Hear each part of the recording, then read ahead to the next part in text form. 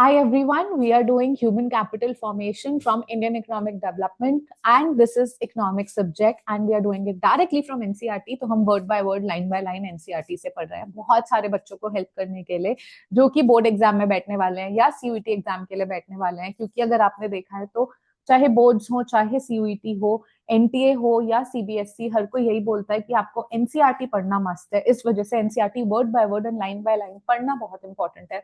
मैं जितने भी स्टूडेंट्स को बोलती हूँ कि एनसीईआरटी पढ़कर आओ, वो फटाफट पढ़ लेते हैं, बट जब मैं उनसे क्वेश्चन पूछती हूँ तो वो आंसर नहीं दे पाते। यानी आपके रीडिंग स्टाइल में कुछ लूप होल्स हैं, कुछ कमियां हैं, वो दूर करने के लिए, वो गैप्स दूर करने के लिए अब मैं आपकी हैंड होल्डिंग करती हूँ और इन अ वे में आपको हाथ पकड़ के क्या हाईलाइट करना है, क्या अंडरलाइन करना है, क्या नोट्स बनाना है, वो सब कुछ एनसीईआरटी में से डायरेक्टली पढ़ाती हूँ।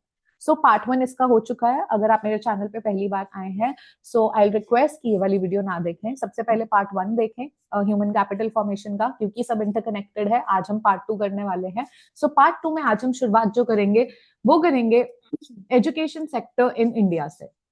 तो हम लोगों ने बात की कि human capital and human development में क्या डिफरेंस है। ह्यूमन कैपिटल में एजुकेशन बेसिकली प्राइमरी सोर्स क्या है ह्यूमन कैपिटल के, लेकिन उसमें भी एजुकेशन प्राइमरी है एंड उसके साथ साथ हेल्थ की भी इंपॉर्टेंस है। सो ये सारी ही चीजें हमने समझी। तो आज हम एजुकेशन सेक्टर का इंडिया में ओवरऑल क्या हाल है उस पर बात करेंगे। सबसे पहले growth in government expenditure on education. So do you know how much the government spends on education? This expenditure by government is expressed in two ways. तो गवर्नमेंट सरकार जो भी खर्चा कर रही है एजुकेशन पे हमारी कंट्री में, वो दो तरह से एक्सप्रेस किया जाता है। सबसे पहला है percentage of total government expenditure, यानी गवर्नमेंट एक्सपेंडिचर जो टोटल खर्चा सरकार कर रही है उसका कितना प्रतिशत, कितना परसेंट एजुकेशन पे खर्चा कर रही है सरकार, पहले वो देखेंगे। जो सेकेंड पार्ट है वो हम देखेंगे कि as a percentage of gross domestic product. तो ये दो चीजें काफी अलग हो गई जो आपको समझने की जरूरत है।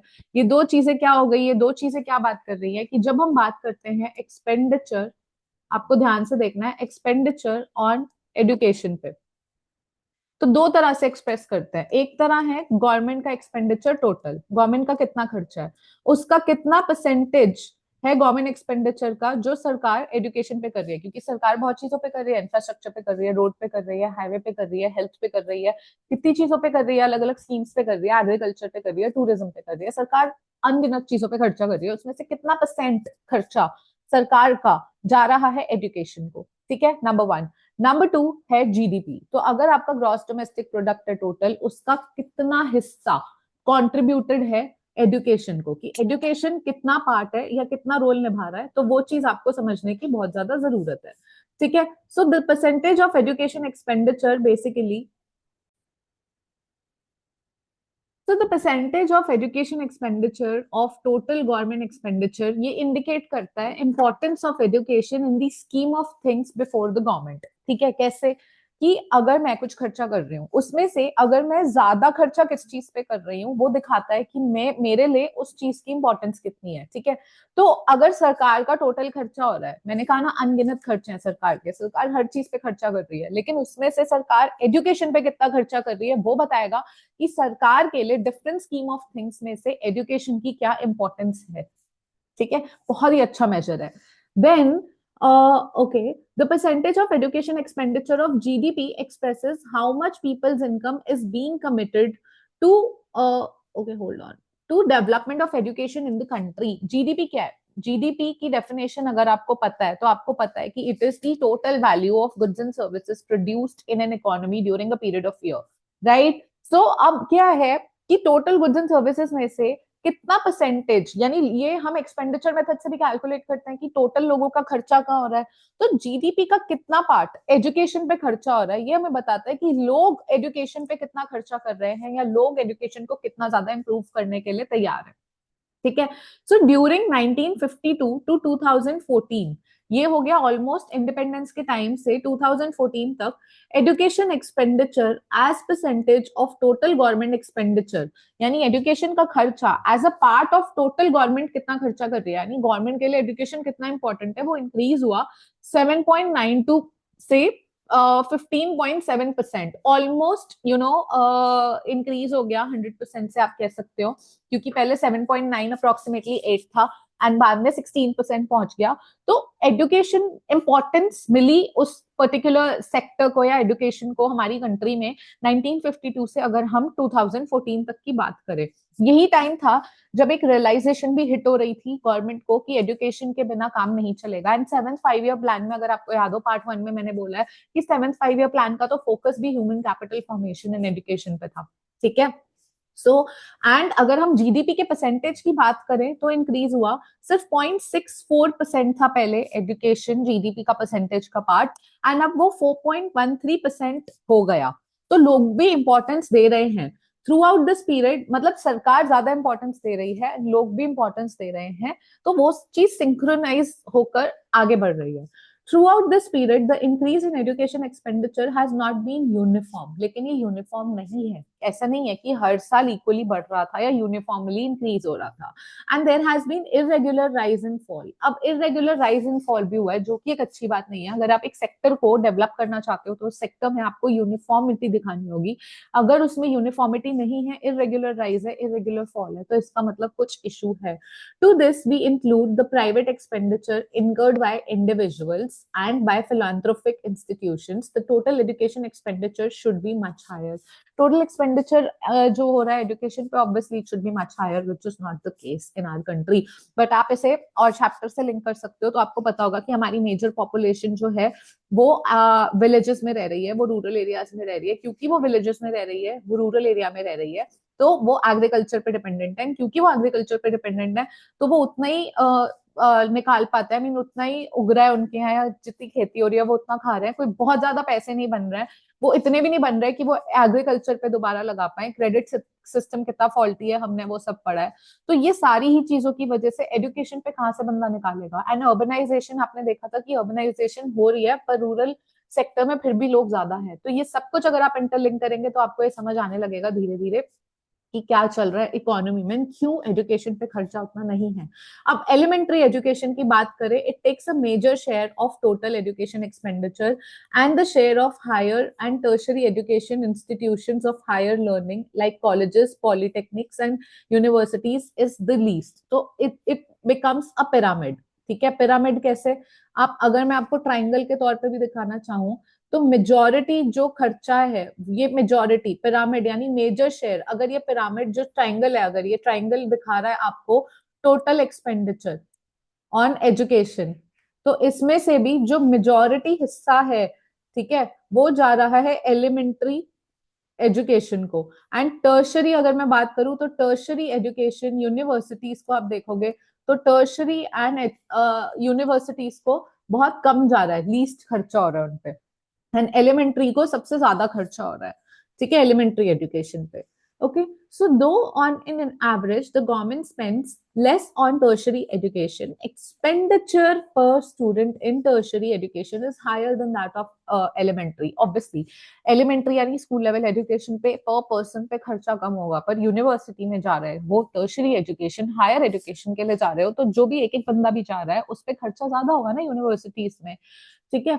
So this does not mean that the financial resources should be transferred from tertiary to elementary.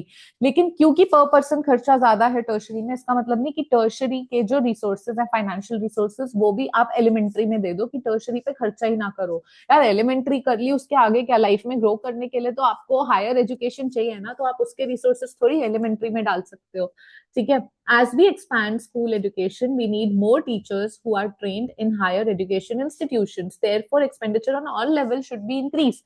अब स्कूल जैसे जैसे इंक्रीज होंगे, एलिमेंट्री एजुकेशन भी इंक्रीज होगी। So elementary school level education, school level में जो टीचर लगाते हो, टीचर के लिए रिक्वायरमेंट तो हायर लेवल रखते हो ना। क्या स्कूल से सिर्फ पास आउट बच्चे को आप टीचर लगा लोगे स्कूल में? नहीं लगाओगे ना। स्कूल टीचर बनने के लिए एक हायर क्वालिफिकेशन चाहिए, ठीक है, मास्टर्स होनी चाहिए, पीएचडी है तो बहुत अच्छी बात है, यानी हायर एजुकेशन चाहिए। तो अगर आप हायर एजुकेशन पे खर्चे कम कर दोगे तो लोग और ग्रो कैसे करेंगे, समझ रहे हो? It's a loop, it's interconnected, which is why they are saying that expenditure on all levels of education should be increased. Okay, I hope you understand the context. Okay, then in 2014-15 the per capita public expenditure, जो per capita per person यानी public expenditure divided by the population, so the per capita public expenditure on elementary education differs considerably across states, as high as rupees 34,651 in Himachal Pradesh to low as 4088 in Bihar. Elementary education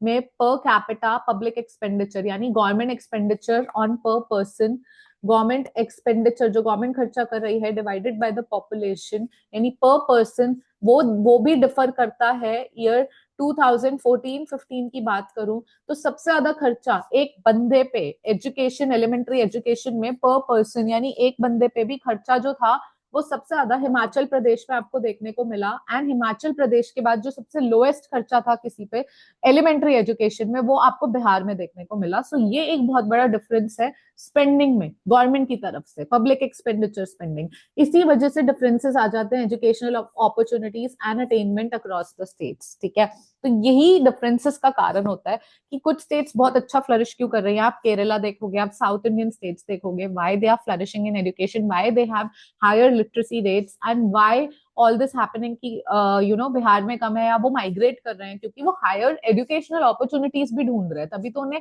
better employment opportunities मिलेंगी। सो ये चीज एक difference है। ठीक है, then one can understand. सो पहले देख लो, ये एक स्कूल बना हुआ है and investment in educational infrastructure is inevitable. तो वो बता रहे हैं कि इन्वेस्टमेंट करना बहुत इंपॉर्टेंट है एजुकेशनल इंफ्रास्ट्रक्चर पे, उसके बिना बात नहीं बनेगी। Okay, one can understand the inadequacy of expenditure on education if we compare it with the desired level of education expenditure as recommended by various commissions. So सबसे पहले किसने क्या recommend किया उसको highlight कर लो।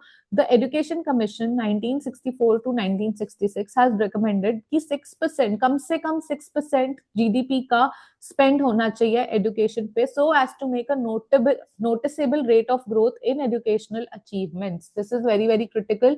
ये चीज प्लीज हाईलाइट करो कि एजुकेशन कमीशन क्या कहती है कि एटलीस्ट 6%, 6 या 6 से ज्यादा, तो उसको एटलीस्ट कहता है कि एटलीस्ट 6% तो होना ही चाहिए।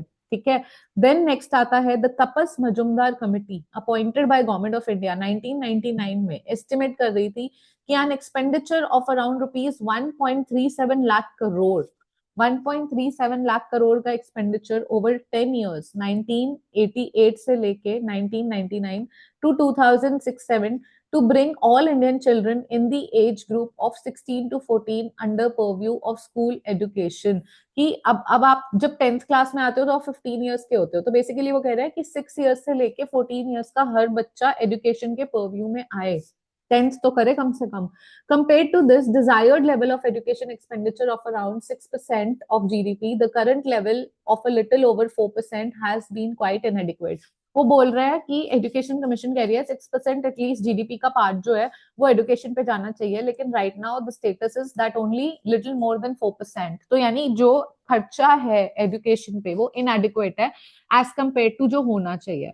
ठीक है, in principle, a goal of 6% needs to be reached. This has been accepted as a must for coming years. In 2009, the Government of India enacted Right to Children to Free and Compulsory Education Act. Again, very, very, very important. In 2019, सरकार ने क्या बोला? Right है ये बच्चों का, और free and compulsory education act fundamental right है। कौन से एज ग्रुप का? 6 to 14 का। तो एक क्वेश्चन आ जाता है कभी कभी एंड कंफ्यूज करते हैं आपको, 6 to 15 years, 5 to 15 years, it is 6 to 14 years के बच्चों का फ्री राइट है एजुकेशन का, एंड उनका राइट है, उनका हक है, ये फंडामेंटल राइट, मतलब कॉन्स्टिट्यूशन में भी लिखा है कि अब ये फंडामेंटल राइट है, और ये 2009 में गवर्नमेंट ऑफ इंडिया ने एनैक्ट करा है right to free education 6 years से लेके 14 इयर्स तक के बच्चों के लिए। ठीक है, government of India has also started levying 2% education cess on all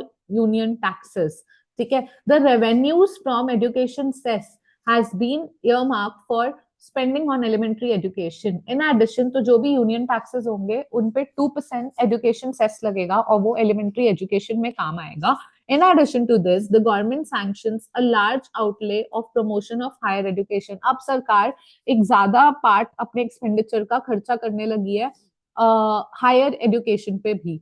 ठीक है, सो एजुकेशनल अटेनमेंट देख लो इंडिया में 1990 जब रिफॉर्म्स हुए थे, एलपीजी रिफॉर्म्स के टाइम पे, ठीक है, and then 2000 year, then 2011, then 2017-18 की बात हो रही है।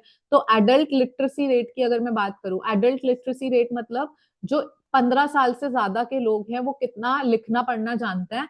सो उनमें से मेल ज्यादा जानते थे, फीमेल कम जानती थी, and now it has increased definitely, and 82% and 66% तक हम आ चुके हैं। प्राइमरी कंप्लीशन रेट यानी एक percentage of relevant age group, percent की प्राइमरी कंप्लीशन रेट कितना है कि प्राइमरी एजुकेशन कितने लोगों ने लिया है, तो फीमेल 96 लेती है, मेल 93 अब ले रहे हैं, तो ये भी इंक्रीज हुआ है। यूथ लिटरेसी रेट 15 से लेके 24 साल यूथ जो होता है, तो यूथ जो है आपका उसमें लिटरेसी रेट कितना है, मेल में 93 एंड फीमेल में 90, टक्कर ही है, पहले नहीं होती थी, पहले गैप होता था, अब फीमेल एजुकेशन बढ़ती जा रही है अगर हम इसे जेंडर वाइज देखें तो। ठीक है, तो न्यू लोन स्कीम्स पे भी हो रहा है स्टूडेंट के लिए कि हायर एजुकेशन ले तो नई लोन की स्कीम्स भी आ रही हैं। अगर हम एजुकेशनल अचीवमेंट्स इन इंडिया देखें तो जनरली जो एजुकेशनल अचीवमेंट्स हैं हमारी कंट्री में वो इंडिकेट करती हैं इन टर्म्स ऑफ क्या क्या, कैसे हम, अगर मुझे एजुकेशनल अचीवमेंट देखनी है इंडिया में तो मैं क्या पैरामीटर्स देखूंगी, तो हम जो पैरामीटर देखते हैं वो देखते हैं adult literacy level. Adult literacy level यानी 15 साल से लेके 24 साल के लोगों का लिटरेसी लेवल, जो अभी हमने देखा कि अच्छा खासा है, 15 से 24 तक 93 टू 90 ग्रो कर चुका है। ठीक है, सो अच्छा खासा है वो parameter. Then primary education completion rate and youth literacy rate. So adult literacy sorry 15 plus होता है, यूथ होता है 15 टू 24। दी स्टेटिस्टिक्स ये टेबल में गिवन ही है, आपने देख लिया, एंड ये इंप्रूव कर रहे हैं, आपने भी देख लिया। ठीक है, सो बेसिकली अब ये देखो, school dropouts give way to child labour, a loss of human capital. अगर आपको ये पिक्चर दे दे और डिपिक्ट करे तो आपको क्या डिपिक्ट करना है इससे कि स्कूल ड्रॉप आउट है, चाइल्ड लेबर बन रहा है, तो ह्यूमन कैपिटल पे क्या असर पड़ रहा है, ह्यूमन डेवलपमेंट पे क्या असर पड़ रहा है, अगर मैं ऐसे 6 मार्कर क्वेश्चन दे दूं ये फोटो देके, पूरी पॉसिबिलिटी है। फ्यूचर प्रोस्पेक्ट्स देख लेते हैं। Education for all still a distant dream, यानी हम बोलते तो है कि एजुकेशन सबको मिलनी चाहिए, बट अभी भी ये बहुत दूर का ख्वाब है। And though literacy rates are both adults as well as youth have increased, आपने देखा लिटरेसी रेट एडल्ट्स के लिए, यूथ के लिए, दोनों के लिए बढ़े हैं। Still an absolute number of illiterates in India is as much as India's population was at the time of independence. Oh my god, ठीक है, ये तो हम परसेंटेज वाइज बोल रहे हैं, पर अगर एब्सोल्यूट नंबर देख लोगे इलिटरेट का, एब्सोल्यूट नंबर मतलब एक प्रॉपर नंबर में कि 1 लाख 1 करोड़, तो वो उतना है इलिटरेट लोगों का जितनी इंडिपेंडेंस जब हमें मिली थी उतनी पॉपुलेशन जो हमारी इंडिया की थी, समझ लो जब ब्रिटिशर्स गए थे हमें आजाद करके, जब हमें आजादी मिली थी इंडिपेंडेंस के टाइम पे, जो हमारी टोटल पॉपुलेशन थी आज की डेट में वही नंबर पॉपुलेशन का इलिटरेट लोगों का है। I mean that still education is a far fetch dream. Then in 1950, when the Constitution of India was passed by Constituent Assembly, it was noted in directive principles of the Constitution that government should provide directive principle, DPSPs होते हैं, ठीक है, directive principle of state policy. इसमें हम सरकार के लिए या लोगों के लिए भी कुछ बोलता है कि क्या क्या पॉलिसी है, तो उसमें बोला गया था कि सरकार को प्रोवाइड करनी चाहिए फ्री और compulsory education for all children up to the age of 14 years within 10 years from commencement of constitution. Had we achieved this, we would have 100% literacy by now. अगर ऐसा सच में हो गया होता, कॉन्स्टिट्यूशन में तो लिखा है, पर अगर ऐसा सच में हो गया होता तो हमें बहुत फायदा मिल रहा होता आज, जो अभी ऐसा नहीं हुआ है इन रियलिटी। ठीक है, जेंडर इक्विटी की बात कर लेते हैं, जैसे मैंने बात की थी, क्योंकि मेल और फीमेल उन्होंने डिवाइड करा हुआ है कॉन्स्टेंटली, एजुकेशन लिटरेसी एंड सारे ही पैरामीटर्स को, तो मुझे पता था वो जेंडर इक्विटी पे आएंगे। मैंने आपको पहली टेबल देख के बोल दिया था यहाँ पे कि जेंडर इक्विटी मतलब now females are at par with males, so female are attaining better education, right. So gender पे ही देख लेते हैं। The differences in literacy rate between male and female are narrowing, कम हो रहे हैं, फासले कम हो रहे हैं, इसको नैरो कहते हैं। ठीक है, यानी ब्रॉड थे, पहले गैप ब्रॉड था, मेल लिटरेसी ये थी तो फीमेल लिटरेसी ये थी, धीरे धीरे धीरे धीरे धीरे धीरे जैसे ईयर्स पास हुए वो जो गैप था वो नैरो होता गया। Okay, then so it signifies a positive development in gender equity. एक तरह से ये तो है कि जेंडर में female are getting better opportunity, better educational opportunities they are attaining it, तो इट शोज जेंडर इक्विटी में तो थोड़ा पॉजिटिव डेवलपमेंट हो रहा है। हम नहीं कह रहे पूरा आ गया सब सही है, नहीं, लेकिन पहले से कंपेयर करें अगर रिलेटिव या कंपैरेटिव, तो हमें पता है कि पहले के मुकाबले थोड़ा सा पॉजिटिव डेवलपमेंट है. Still, the need to promote education for women in India is imminent for various reasons. फिर भी औरतों के लिए, लड़कियों के लिए, जो यंग लड़कियां हैं, उनका पढ़ना क्यों जरूरी है? बहुत कारणों से. सबसे पहले इकोनॉमिक इंडिपेंडेंस इंक्रीज होगी, इंप्रूव होगी. सोशल स्टेटस वुमेन का इंक्रीज होगा. वो सिर्फ घर में नहीं रह जाएंगी काम करने के लिए, उनका सोशल स्टेटस इंक्रीज होगा. वो कमाई में कंट्रीब्यूट करेंगी, उनकी एक इंडिपेंडेंस होगी, आजादी होगी, आजाद ख्याल होंगे. And also because women education makes a favorable impact on fertility rate and healthcare of women and children. Therefore, we cannot complacent about upward movement in literacy rates, and we have miles to go in achieving 100% adult literacy. Imagine एक लड़की को आप young age में educate कर रहे हो, वो पढ़ी लिखी है. अब वो पढ़ी लिखी है तो वो इंडिपेंडेंट है. क्योंकि वो पढ़ी लिखी है तो जब वो शादी करेगी तो पहले तो उसको फर्टिलिटी रेट और अपनी हेल्थ के बारे में पता है. तो जो पहले होता था पॉपुलेशन इंक्रीज की एक एक कपल के कम से कम 10-10 बच्चे होते थे, वो नहीं होगा. They will restrict to 1 or 2 child. And जो 1 या 2 बच्चे होंगे उनको भी वो पढ़ाएगी, क्योंकि वो खुद पढ़ी हुई है तो वो उनको भी पढ़ने में मदद करेगी. तो बेसिकली लिटरेसी जो है वो एक पॉइंट पे आके आप 100% एडल्ट लिटरेसी अचीव कर पाओगे. सो इसीलिए कहते हैं कि औरत का पढ़ा हुआ होना बहुत इंपॉर्टेंट है. ठीक है, जैसी वो होगी, जैसे उसके ख्यालात होंगे, वैसे ही उसके बच्चों के ख्यालात होंगे. That is one thing, right? So वो एक बहुत चीज है. तो आप फ्यूचर जनरेशन में क्या पास ऑन कर रहे हो, डिपेंड करता है कि आज एक वुमेन कितनी एजुकेटेड है. ठीक है, तो इसका मतलब ये नहीं है कि जो अनएजुकेटेड वुमेन होती है वो अच्छे ख्यालात पास ऑन नहीं करती, बट वो बहुत ही छोटा केस सिनेरियो होता है. ठीक है. So then unemployment among educated youth is highest. Okay, ये कहाँ से आया? अच्छा, हमें नीचे पढ़ना है. Higher education a few takers. ठीक है. द इंडियन एजुकेशन पिरामिड, मैंने कहा था pyramid, pyramid is steep. Okay, so this is a line. The Indian education pyramid is steep. ये एक क्वेश्चन है अपने आप में. Indicate lesser and lesser number of people reaching the higher education level. यानी पिरामिड मतलब कम लेवल, एक तो एक्सपेंडिचर भी कम है टर्शरी एजुकेशन पे, एंड कम लोग ऊपर पहुंच पा रहे हैं. यानी बेस पे एलिमेंट्री प्राइमरी स्कूल में बहुत लोग पहुंच जाते हैं, फिर उसके बाद नहीं पढ़ते आगे. फिर यूनिवर्सिटी में पहुंचने के लिए बहुत कम है जो हायर एजुकेशन तक पहुंच पाते हैं. एंड मोर ओवर जो लेवल है इस वक्त अनएम्प्लॉयमेंट का, और स्पेशली एजुकेटेड यूथ में, वो हाईएस्ट है. यानी पढ़ा लिखा यूथ जो है ना, जो हायर, एक बार यार आपने अगर हायर एजुकेशन अटेन कर लिया, आप यूनिवर्सिटी चले गए, तो आप उम्मीद करते हो ना कि जो क्वालिटी ऑफ जॉब आपको मिलेगी वो आपके स्टैंडर्ड से मैच होगी. पर अगर आपको जॉब नहीं मिल रही तो आप नहीं लोगे. तो इस वजह से जो अनएम्प्लॉयमेंट है, जो एजुकेटेड यूथ में इस वक्त, वो हाईएस्ट है. And as per the NSSO data, national sample survey organisation, जिसको अब हम नेशनल स्टेटिस्टिकल ऑफिस भी, नेशनल एनएसओ भी बोलते हैं. So as per NSSO data, in year 2011-12, the rate of unemployment among youth males, जो young males में, जो youth males में, जो basically youth male में unemployment rate था, who studied graduation and above, यानी जिन्होंने graduation और उससे भी ऊपर पढ़ाई की हुई है. रूरल एरिया में तो 19% था, क्योंकि यार करी नहीं होगी इतनी, तो फिर अनएम्प्लॉयमेंट क्या होगी रूरल एरिया में, तो विलेजेस में ही होंगे. अर्बन एरिया में ज्यादा, अर्बन एरिया में लेकिन relatively less level of unemployment था at 16%. The most severely affected ones were young rural female graduate. तो रूरल यानी गांव में अगर कोई यंग लड़की को उसके पेरेंट्स ने पढ़ा भी दिया कि जा बेटा तू आगे बढ़, हम तुझे पढ़ाएंगे, लेकिन फिर जॉब नहीं करने दे रहे, तो पढ़ाया लिखाया क्यों? ये भी एक क्वेश्चन आता है. तो सबसे अफेक्टेड जो थी वो यंग रूरल फीमेल ग्रेजुएट्स थी. Nearly 30% of them unemployed. या फिर जॉब नहीं मिलेगी, वैसी जॉब सेफ्टी होगी.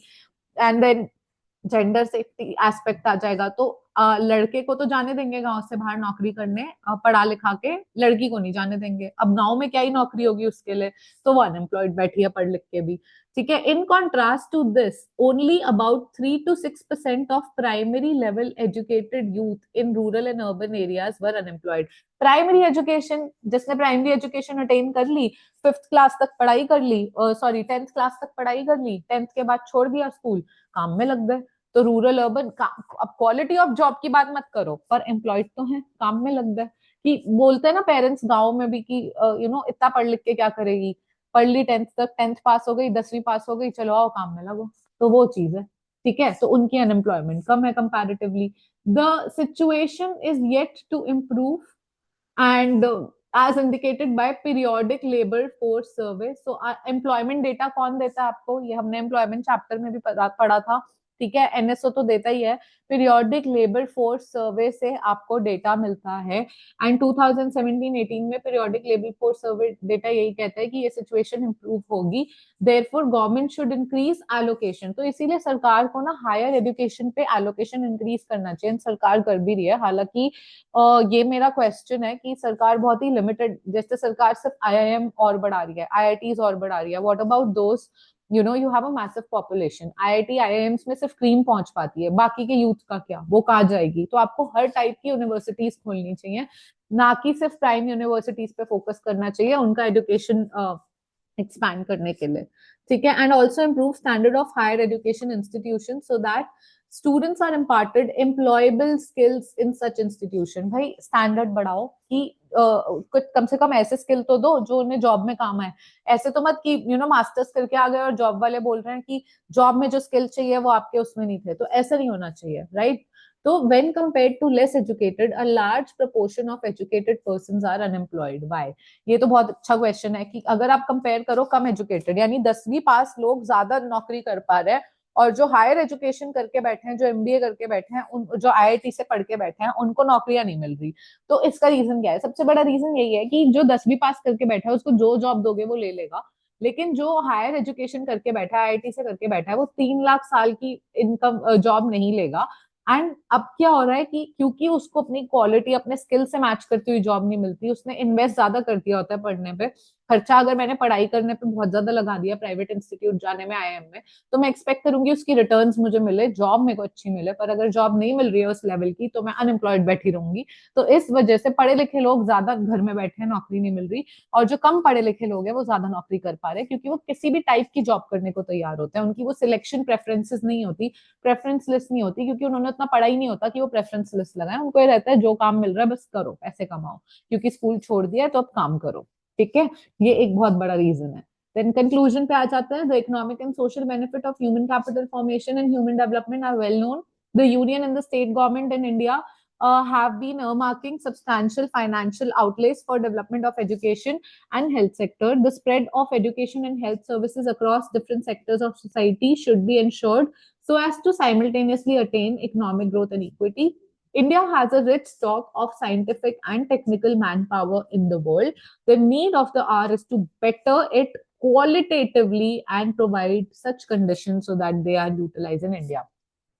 नीड ऑफ द आवर क्या है? क्वालिटेटिव इंप्रूवमेंट, यानी क्वालिटी अच्छी करो एजुकेशन की। एजुकेशन है, इंस्टीट्यूट्स बहुत है, उनकी क्वालिटी भी ठीक कर लोगे तो ग्रोथ आ जाएगी, ह्यूमन डेवलपमेंट आ जाएगा, ह्यूमन कैपिटल फॉर्म हो जाएगा। That's the time of, that's need of the hour. Okay, now this is recap. Do read the recap and analyze कि आपको कौन से पोर्शन नहीं समझ आए हैं। Again I'm saying part 1 जरूर देखना, and part 1 देख लिया है, all the chapters I have covered, and this chapter is also done, human capital formation. Do share your feedback, how you're liking it, and people who are already sharing your feedbacks, thank you so much, truly means a lot. बहुत सारे बच्चे अपना feedback share कर रहे हैं, बहुत लोगों को एनसीईआरटी की सीरीज हेल्प कर रही है, अच्छी लग रही है, and truly truly means truly a lot to me, and thank you so much for showing so much of love to you know all the videos and all the courses.